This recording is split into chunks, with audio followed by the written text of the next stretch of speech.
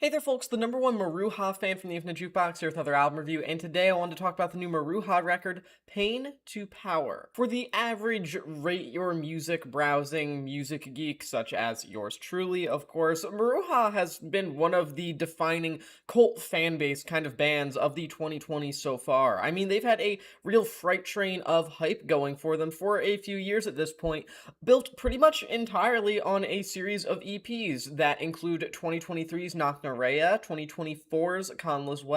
as well as the current year's Tir Nanoog, one of my personal favorite EPs of the year so far, as well as the somewhat under-discussed and generally somewhat less popular 2024 compilation kind of album, The Vault. And because of that, it was only a matter of time until the Manchester-born group's debut LP finally gave the world a taste of what Maruja could do in a full-length setting, and also just please their fan base by giving a project that was longer than like 20-25 minutes at most. And admittedly, Pain to Power may capture a core aspect of the band in that it is deeply experimental as they've ever been, really, as well as pretty impressive from an instrumental and compositional standpoint, but it also seems to imply that Maruja may be less striking in LP form than previously expected. For clarification, Pain to Power is still Maruja in some ways doing what they've always done and doing it pretty well. I mean, the instrumentation here is again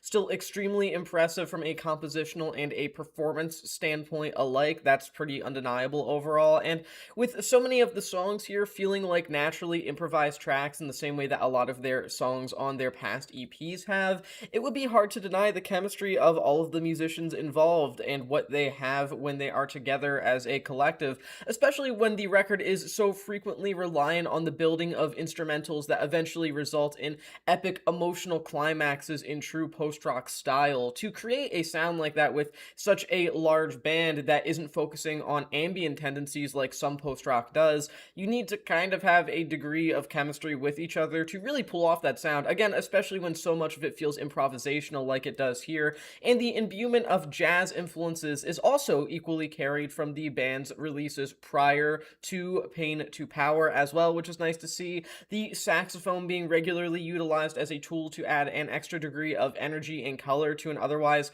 post-punk, post-rock kind of oriented record is the obvious example of those jazz influences really coming into fruition again here on Pain to Power, just as they have on past Maruja releases, but also the interplay of the different members of Maruja is equally jazz-like in spirit, especially once you get to some songs like Zaytun, for example, that are pretty reliant on jazz as a genre and lean into that particular sound and, that side of Maruja, maybe more so than most of their past work has. And Pain to Power still does manage to highlight that. It manages to just generally highlight some of their better qualities of the overall sound that they bring to the table and have been bringing to their particular side of the Manchester music scene for a few years at this point. And in that sense, it would be hard to not appreciate that if you have even the smallest amount, even an ounce of love or appreciation for any of the band's previous releases. Where it becomes significantly harder to just fall head over heels for Pain to Power is in some of the new influences that are drawn in and kind of mixed in with their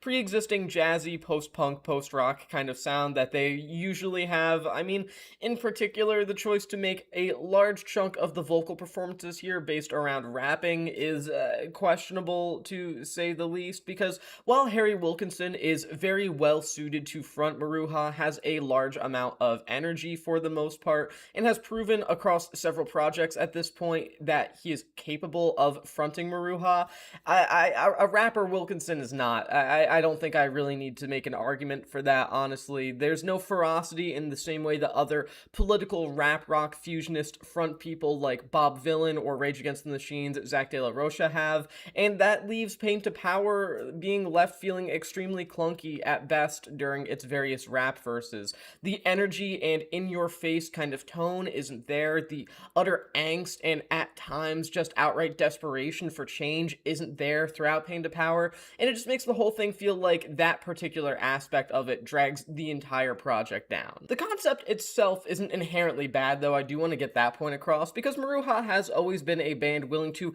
experiment with various genres of music and incorporating different genres into their ever-evolving sound, and seeing them take on the influence from the most culturally significant genre of the mainstream's Western Hemisphere in the last 30 years is not shocking at all when you consider their knack for stylistic exploration. But,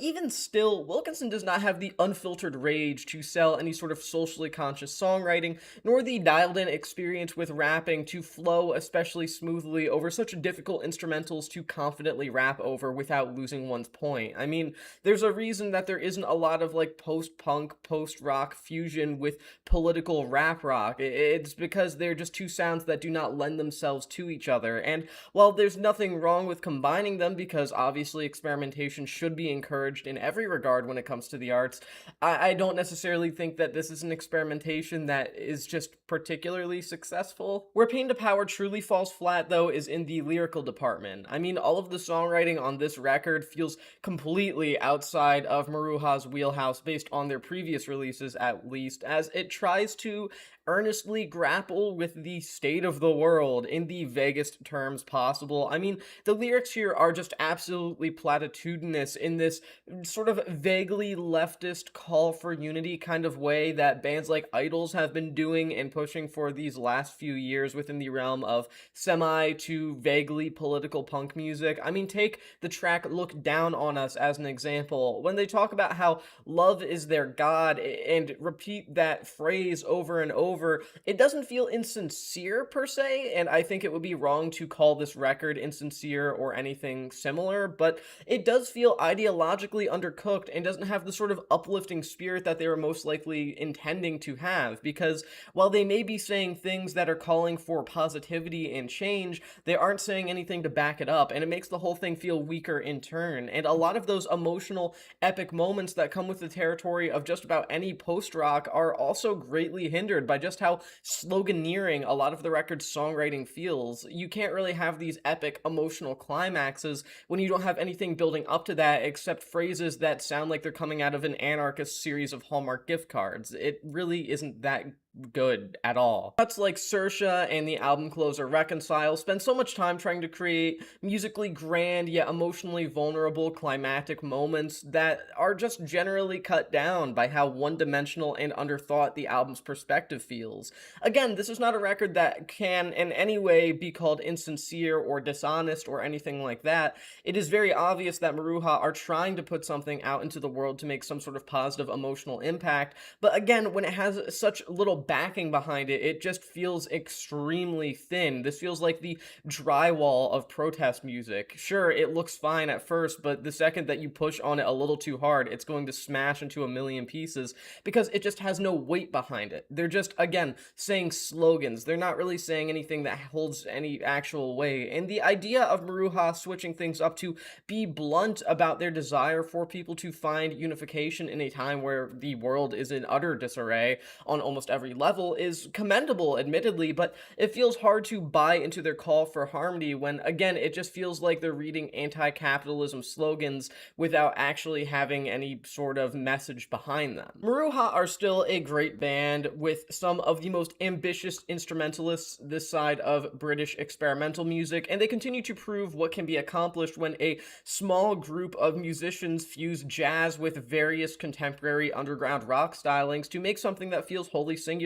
both in the present and in the larger context of experimental British rock music. And Pain to Power, while respectable in the sense that it does manage to show off that musical prowess once again, feels like it just has one too many experimental misses for it to not feel like an all-around strikeout. And while it would be absolutely unfathomable to call Maruja derivative or unworthy of fandom just because of one underwhelming record, this long-awaited full-length misses the landing by quite a large margin, and in my eyes, just feels completely underdeveloped, at least from a lyrical standpoint, and beyond that, fails to properly incorporate some of the more boundary pushing ideas that it does, admittedly admirably, try to add to their already pretty ambitious sound. I'm going to give this record 2.5 stars out of 5. And with that being said, that is the end of this album review. Thanks for watching the Infinite Jukebox, and I'll see you in the next one.